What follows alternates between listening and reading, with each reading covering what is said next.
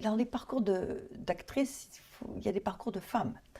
Oui, moi, pour moi, c'était une petite date parce que je vivais en Italie à l'époque. J'étais mariée avec Gian Vittorio Baldi. Nous avions produit ensemble plusieurs films, dont le film de Pasolini, Porcherie, et puis le film de Bresson, Quatre nuits d'un rêveur. Et je me partageais entre la production et la comédie.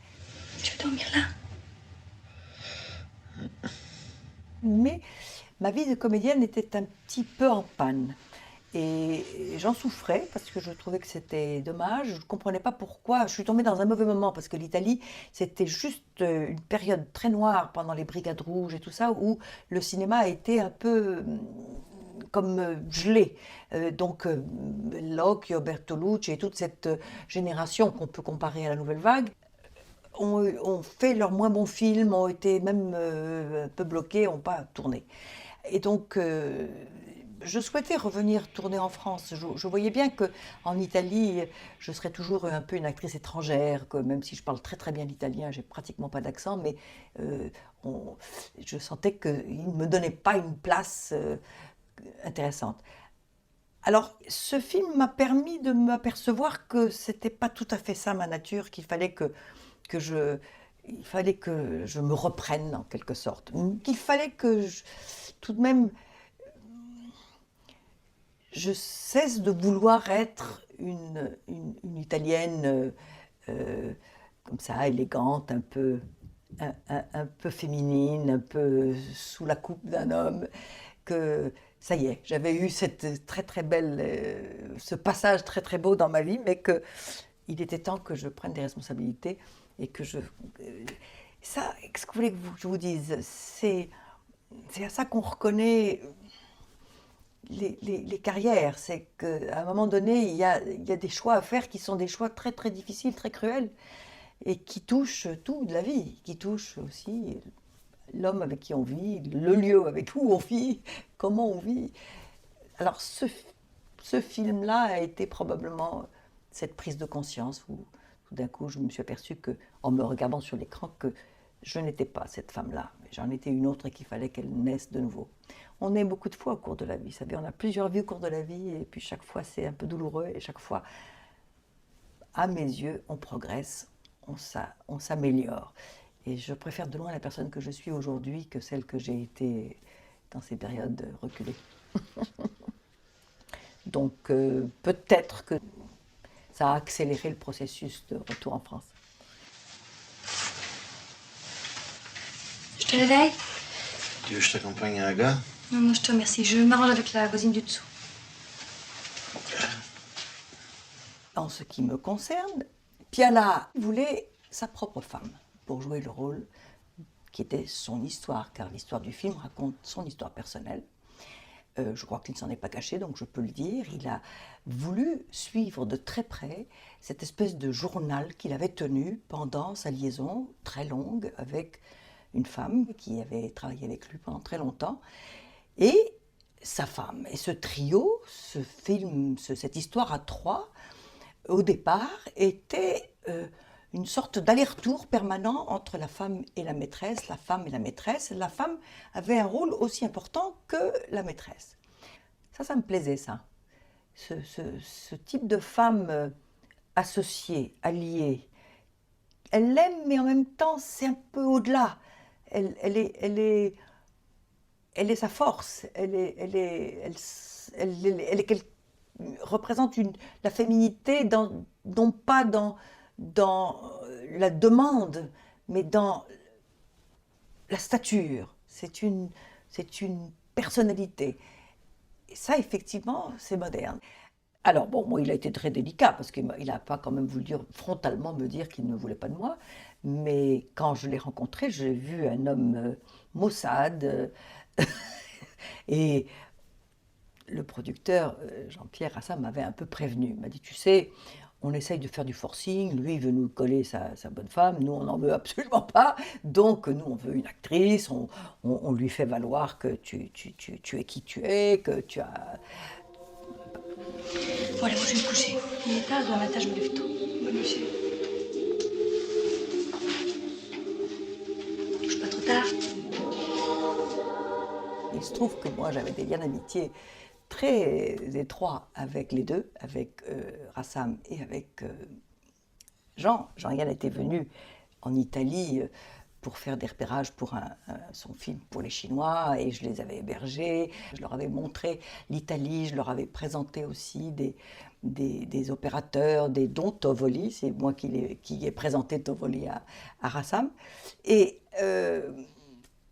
donc, je pense qu'il y avait, pendant tout le film, une espèce de bras de fer entre Piala et son problème d'auteur et Rassam et sa volonté de devenir un grand producteur. Avec de la complicité quand même, parce qu'ils s'adoraient. Ils s'adoraient tout en se haïssant. Et je crois que la lutte interne a été assez longue. Hein. Ça ne s'est débloqué qu'au dernier moment, tout à fait les quelques jours avant de tourner. Mais je voyais bien que je n'étais pas la bienvenue. Et en même temps, il m'aimait bien. Il voyait bien que je n'étais pas une mauvaise actrice, mais je ne correspondais pas du tout à l'idée qu'il se faisait de ce personnage. Puis ils trouvaient que j'étais trop distinguée, alors ils avaient décidé de me teindre les cheveux en blond platine pour me rendre un peu plus vulgaire, et j'avais l'air d'une princesse du Danemark, donc je n'avais absolument pas l'air qu'ils souhaitaient. Et donc ce rôle a un peu a diminué en cours de route à cause de son mécontentement, mais qui était un mécontentement d'artiste. C'est lui qui avait raison. C'est-à-dire qu'après, il a entièrement renversé le film, et c'est devenu l'histoire de cette séparation avec la maîtresse et non plus avec la femme. Ce qui donne une originalité au film extraordinaire. Donc, évidemment, le résultat final ne correspondait pas du tout au scénario qu'on m'avait donné à lire, mais je ne lui en ai pas voulu, parce que moi, vous savez, j'aime le cinéma, alors je trouvais plus important qu'il fasse un bon film, plutôt qu'on respecte les scènes que j'avais tournées et qui n'ont pas été montées.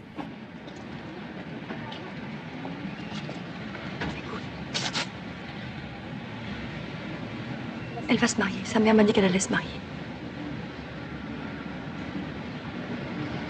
Je dois les téléphoner. Il pensait que je ne dérangerais pas. Et au fond, c'est un peu ce que j'ai essayé de faire. J'ai essayé de m'introduire dans son cinéma, dans sa façon de voir, sans déranger ses plans, je pense lui avoir... Il me l'a d'ailleurs dit, il m'a même remercié quelques années après en me disant qu'il avait apprécié ma discrétion et ma façon d'entrer dans ce film. C'était pas tellement que je voulais ce rôle à tout prix, c'est que je pensais que c'était juste que je fasse ce film. Je ne sais pas pourquoi, je trouvais qu'il y avait quelque chose d'harmonieux dans cette idée que la femme et la maîtresse soient toutes les deux de jolies femmes, qu'on puisse se poser la question de pourquoi il quittait cette femme pour cette maîtresse. Ça, c'était nouveau, ça, c'était original.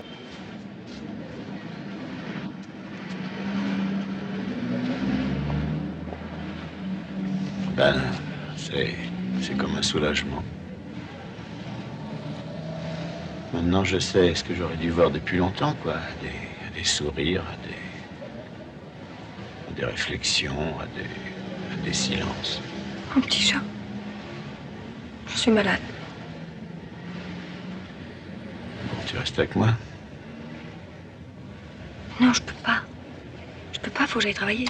Mais qu'est-ce que ça peut foutre ton travail, alors, vraiment? Moi, je ne peux pas dire que je me trouve formidable dans ce film. Je ne m'aime pas tellement dans ce film. Je pense que je suis un peu encore minaudante. Mais ça, c'était parce que c'est l'âge. On n'est pas tout de suite une femme bien.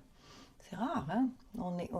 Il faut traverser des grosses... Il y a beaucoup de tentations au cours de la vie qui sont des tentations qui vous emmènent loin de vous. Et je crois que c'est dans toutes les vies, même pas que les actrices. Tenir un cap n'est pas si simple.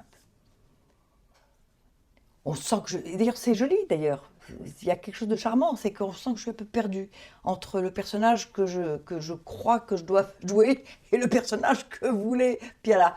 on sent un peu de décision, ça a du charme, mais c'est pas très intéressant, quoi. C'est pas très clair. Alors, où tu étais? Je sais jamais où tu es. Mais je t'avais dit que j'allais faire un film dans le midi. Hein? T'es rentré quand? Hier. Je pense que ce que l'on retient davantage du cinéma de Piala, c'est le tourment, c'est la rage. Vous savez, c'est comme quand les écrivains, tout d'un coup, consentent à écrire à la première personne et à se raconter, à raconter leur propre histoire. Je crois que ce film-là a été son premier une vraie confession, probablement dont il avait besoin, je ne sais pas. Mais c'est toujours très douloureux de se raconter avec l'objectivité d'un grand artiste. Donc, il s'est fustigé lui-même, il s'est immolé dans ce film. Maintenant, les chemins, les procédés, il y en a tellement. On peut aussi être de mauvaise foi, on peut être... Et puis à la fin, il y a le film. Et le film, là, il ne peut pas être de mauvaise foi. Il y a quelque chose qui doit parler à tout le monde, qui doit être universel. Et ça, quand même, Piala, il avait le sens des sujets qu'il traitait. C'est-à-dire qu'il savait que c'était un film, c'est pas inutile. On peut garder des souvenirs pour toute sa vie d'une scène de film et on peut progresser soi-même à travers un film. Donc je pense que ce sens de responsabilité, il l'avait très fortement. Maintenant, c'était pas un personnage radieux, moins qu'on puisse dire. Il a tourmenté tout le monde et il s'est tourmenté lui-même. D'ailleurs, il a fini très tristement. On a découvert que la maladie qu'il a emportée, une forme d'Alzheimer violente, qui faisait de lui un homme dangereux, qu'il fallait attacher dans les derniers temps. Hein. Et je pense que cette folie, il l'a eu toute sa vie. Donc c'est vrai qu'il était un peu un homme excessif, avec des rancœurs qui étaient d'ordre social, était issu d'un milieu très modeste et il avait comme ça un petit côté poujadiste, il voulait absolument se venger de quelque chose. Donc il était extraordinairement contradictoire. Je pense qu'il était capable de grandes amitié et en même temps il aimait détruire les choses même qu'il aimait. Ça, je crois que c'est le propre vraiment du désordre psychique. Il n'était pas tout à fait. Quand il a fait sa sortie au Festival de Cannes, c'était insensé. Je veux dire, tout le monde s'est dit, voilà, ce type, il est complètement maboule. Et c'était un peu vrai.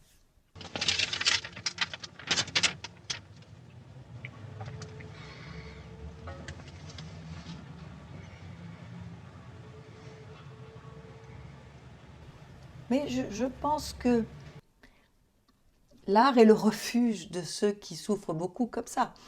C'est pas une règle, hein, c'est pas parce qu'on souffre qu'on est un artiste. Mais si on a l'esprit de synthèse et la capacité de produire quelque chose avec sa souffrance, alors tant mieux, ça donne la place à beaucoup de personnes qui ne sauraient pas quoi faire de leur existence. Et le cinéma et la littérature sont des refuges. Je vais te lire un truc. Tiens, écoute, c'est la dernière lettre de Pavez. La vie m'avait paru horrible, mais je me trouvais encore intéressant moi-même. Maintenant, c'est le contraire. Je sais que la vie est merveilleuse, mais que j'en suis exclu.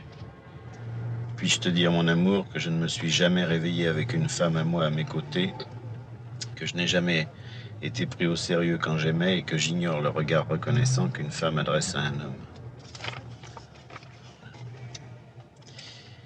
Il a dû être malheureux, ce type. C'est vraiment un chef-d'œuvre, ce film. C'est un film qu'on revoit et chaque fois je suis surprise. Je pense que c'est un peu une anomalie, ce film. Une anomalie dans la carrière de Piala, dans la mienne, n'en parlons même pas, Parce que c'est la première fois qu'un producteur a décidé de dépenser de l'argent sur Piala. Il avait déjà fait des films, des succès réels, mais quand même des succès plutôt d'estime. Et alors, à ce moment-là, Jean-Pierre Rassam, qui était associé à Jean-Yann, qui avait une société avec Jean-Yann, a dit, moi je vais prendre le meilleur, le plus intelligent, le plus formidable, et je vais lui donner le pactole. Parce que c'est comme ça qu'on fait des beaux films, etc. C'était ces illusions de producteurs. Et il disait, il faut des machinaux, des électros, des éclairages. Or, nous tournions dans les lieux mêmes où Piala avait vécu son histoire d'amour, qui était une histoire un peu pauvre, un peu misérable. Donc on tournait dans des petites chambres d'hôtel avec du papier à fleurs et 2 mètres carrés. Donc on n'avait absolument pas besoin de tout cet éclairage et de toute cette équipe. Donc, évidemment, Piala a été très séduit par la proposition, et en même temps, ça a été un piège terrible, parce qu'on l'a un peu obligé à prendre Marlène Jobert et Jean-Yann. Jean-Yann, il était plus consentant, mais enfin, parce qu'il trouvait que c'était une idée plus rigolote, mais enfin, c'était quand même des stars à l'époque. Marlène Jobert, qui avait des exigences d'actrices qui avaient déjà une forte notoriété, elle ne voulait pas être filmée d'une certaine manière. Ça l'agaçait, mais en même temps, il flirtait avec cette idée de tourner avec des stars. Et d'ailleurs, il a continué, parce qu'après, il a engagé d'autres grandes actrices aussi qui soignaient leur look, leur apparence. Alors, il était un petit peu comme un... C'est une expérience, c'était expérimental pour lui de tourner avec ces méthodes-là, avec un éclairage, avec... même si, là aussi, Luciano Tovoli était un directeur de la photo très moderne et qui avait des méthodes d'éclairage qu'on n'utilisait pas beaucoup en France encore, mais tout de même, c'était une grosse machine, quoi. C'était un gros film. Jean, il va être 6 heures. Et alors? Bah, mes parents vont arriver. Ils vont coucher dans le même hôtel que nous, ça me fait chier. Mais non, on leur offre une bouillabaisse, c'est tout, c'est trop cher. Je pense que Piala était très inquiet. Tiens, et je te l'avais dit, et voilà. Il ne savait pas ce qui sortait de ce scénario, il ne maîtrisait pas le film à cause de l'ampleur de la production. Et il disait, d'ailleurs, pendant le tournage, jamais plus, je tournerai avec des stars, il faut attendre une demi-heure qu'elles se maquillent, ou 3/4 d'heure. Il était foudrage de tout cet appareil, ça ne lui plaisait pas. Il pensait que c'était une concession terrible qu'il faisait, qu'il trahissait quelque chose, qu'il perdait sa pureté, sa force d'auteur. On reconnaît Piala, mais c'est vrai qu'il y a une facture différente, que c'est pas... Pour moi, c'est pas un de ses plus grands films. Moi, je préfère de loin les tout premiers, La Maison des Bois, et surtout L'Enfance nue, et tous ces premiers films que je trouve alors vraiment bouleversants et qui nous ont surpris. C'est un peu moins surprenant, le Veillerons pas ensemble. Alors ça fait rire, parce que quand on voit tous les moyens qui ont été mis en marche pour faire un film qui se passe dans une voiture et dans des petites chambres d'hôtel, évidemment, ça a quelque chose de disproportionné, et en même temps, c'est le charme du film. Vous voyez? Allez, ciao.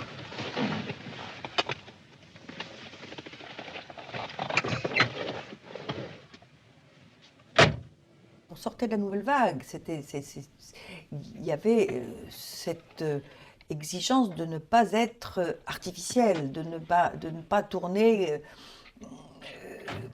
pour faire plaisir aux spectateurs, pas à faveur de la caméra. Donc, mais avec tout de même un certain esthétisme, qui est un esthétisme, maintenant quand on voit par exemple l'art contemporain d'aujourd'hui, où justement tous les nouveaux photographes font des photos qui ressemblent au cinéma de Piala. que ce soit Diane Arbus ou d'autres photographes, c'est surtout pas montrer la beauté, pas que ce soit joli, pas que ce soit élégant, pas que ce soit flatteur. Mais bon, ça c'est parce qu'il avait quand même un œil. Mais très gentiment, il choisissait surtout les lieux. Et comme les lieux étaient tellement exigus, il n'y avait pas beaucoup de choix. On ne pouvait pas se mettre dans beaucoup de positions, il n'y avait pas énormément de choix. Alors je me rappelle, moi, quelquefois, c'était même comique, parce que là, on tournait avec une énorme Mitchell, une caméra en 35, qui prenait plus de place que l'endroit où nous étions pour jouer les scènes. Donc il y avait tout un énorme appareil, et puis c'était comme un microscope qui regardait une toute petite, un petit fétu de paille. Alors? Alors, elle est partie, ils savent pas où. Un jour, nous devions tourner, c'était à Trouville, dans une petite chambre d'hôtel où il avait vécu avec cette femme. Il arrive sur le tournage et il pousse un hurlement, convoque le directeur de l'hôtel. L'hôtel avait été refait et on avait changé le papier à fleurs, donc il ne pouvait pas tourner la scène. Il a fallu que le décorateur cherche partout le même papier à fleurs qu'on n'a pas trouvé, bien entendu. Et donc il a tourné cette scène en maugréant, en maudissant le directeur de l'hôtel. Mais c'était une volonté quand même, parce qu'il fallait avoir du courage qu'il a eu dans tout son cinéma pour dire oui, on va filmer avec cette grosse caméra ce petit coin-là. Il aurait pu être mal à l'aise, il aurait pu se laisser aller lui-même à choisir des décors un petit peu plus spacieux et des choses un petit peu plus spectaculaires. Donc, il y avait en lui une vraie volonté, une vraie ligne. Et c'est ça qui fait le langage d'un artiste, c'est ça qui fait son écriture. On reconnaît un film de Piala entre mille. Moi, j'autorise tout ça à un artiste. C'est-à-dire que ce sont des lubies, des manies, mais c'est peut-être là que réside cette espèce de petit plus qui font les chefs-d'œuvre. Alors, bon, bien entendu, la maniaquerie est coûteuse au cinéma et elle est aussi pas souhaitable. Il vaut mieux être professionnel, responsable et savoir qu'est-ce qu'on fait, où est-ce qu'on va et qu'est-ce qu'on va tourner. Mais là, c'était encore une époque où le cinéma pouvait s'offrir ce luxe-là et où Piala a laissé libre cours à sa façon de voir les choses, à son caractère. Mais je trouve que c'était aussi la fin d'une époque, ce cinéma-là. C'était la fin d'un cinéma trop... comment dire, qui ne tenait pas assez compte du spectateur. Je crois qu'on a eu toute cette période de la Nouvelle Vague qui n'a pas été très longue, qui a duré 10 ans, où quand même c'était le règne des auteurs et des cinéastes.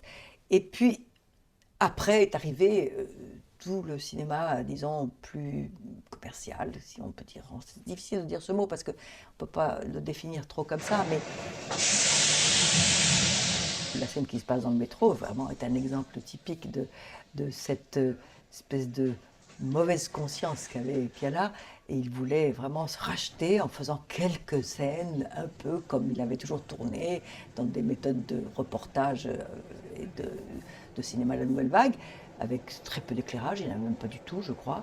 Donc c'est ça qu'il voulait quand même, c'est-à-dire sans arrêt faire un pied de nez à ces moyens énormes qu'on lui avait donnés et introduire dans ce film aussi ce qui lui semblait des doses de qualité, d'authenticité. C'était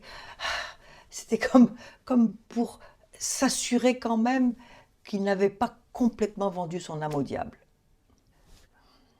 Moi, j'ai un bon souvenir de lui. C'était un homme assez clair, hein, quand il donnait des indications, on comprenait très bien ce qu'il voulait. C'était pas du tout. Moi, j'ai pas le souvenir d'un huluberlu un peu obscur et un peu malheureux.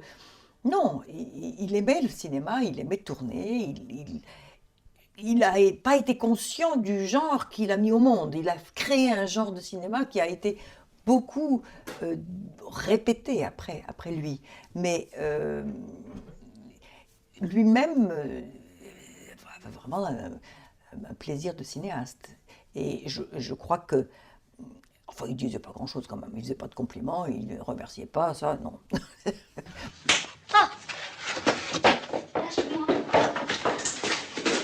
D'où tu viens, t'es rentré à pied? Je me suis fait arrêter là avant le passage à niveau. Avec toi, on sait jamais, tu pouvais être là. À 5 h du matin, Pourquoi pas? avec la fille de la boulangère. Et alors? J'ai pas de compte à te rendre? Non.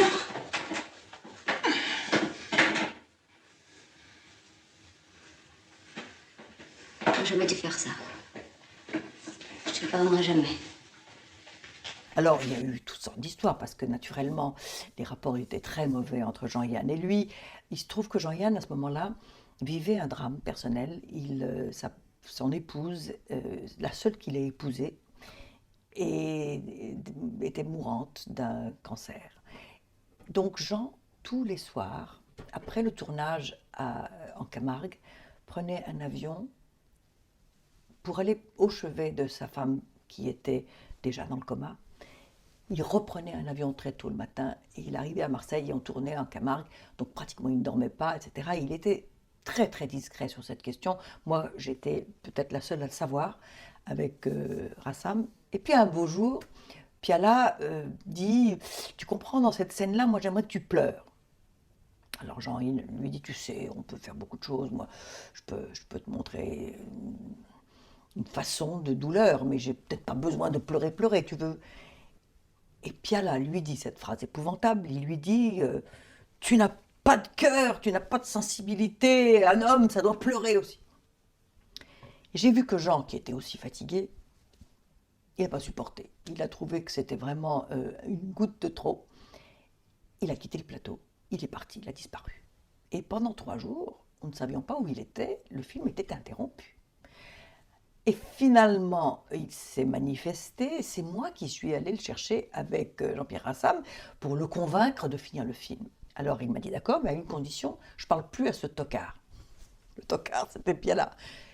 Mais tu vas me faire d'intermédiaire. Alors moi j'ai eu ce rôle absolument incroyablement inconfortable d'être le go-between entre Piala et Jean-Yann. Alors il y avait Piala qui me disait, tu vas dire à ce connard que je voudrais qu'il se penche un peu plus quand il dit cette phrase. Alors moi j'allais voir Jean, je dis Jean, Piala te dit ça. Alors tu vas dire à cet imbécile que je le ferai. Je t'ai jamais vu comme ça. Même pas la mort de ta mère.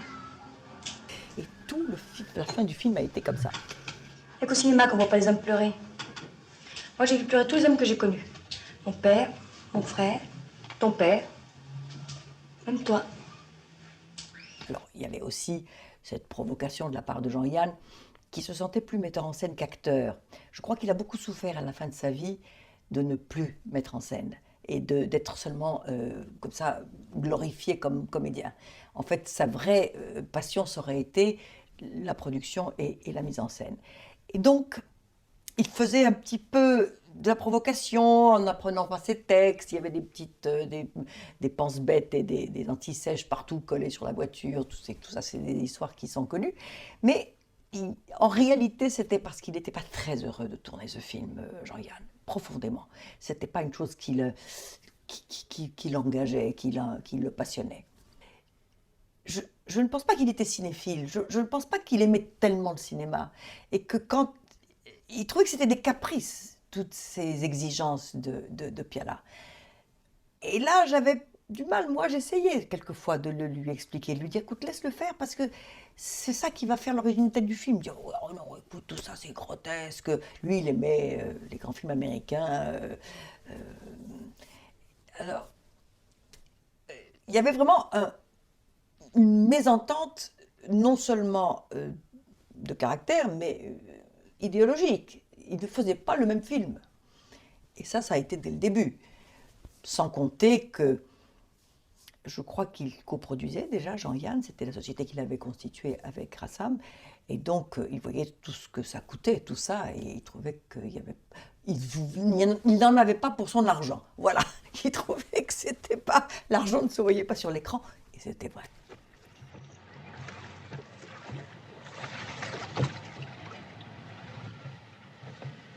J'aime pas quand tu me regardes comme ça. Ben, je te trouve belle. À quoi tu penses? Je te trouve belle. J'ai jamais trouvé aussi belle. Puis je t'ai jamais aimé autant non plus. En fait, je t'ai jamais aimé avant. Et maintenant que je m'aperçois que je t'aime, tu t'en vas. Jean, c'est très curieux parce que je crois qu'il ne s'aimait pas comme acteur. Il n'aimait pas se voir. Et dans ce film, en plus, c'est pas très flatteur. C'est pas une vision d'homme tellement agréable. Donc ça le troublait quand même, ça le perturbait. Il ne venait pas voir les rushs en général, Jean-Yann. Ça ne l'intéressait pas. Donc c'est ça aussi. Il n'y avait pas le même rapport au cinéma, le même rapport sans compter que, en parlant de couple, c'est-à-dire de cette fracture terrible que ce film dénonce et qui était prémonitoire des temps à venir, Jean-Yann le vivait lui aussi. Et il a été un compagnon extraordinairement infidèle et voilà. Il a eu beaucoup d'histoires, il n'a épousé personne, voilà, donc ça devait le perturber aussi plus profondément qu'il n'y paraît.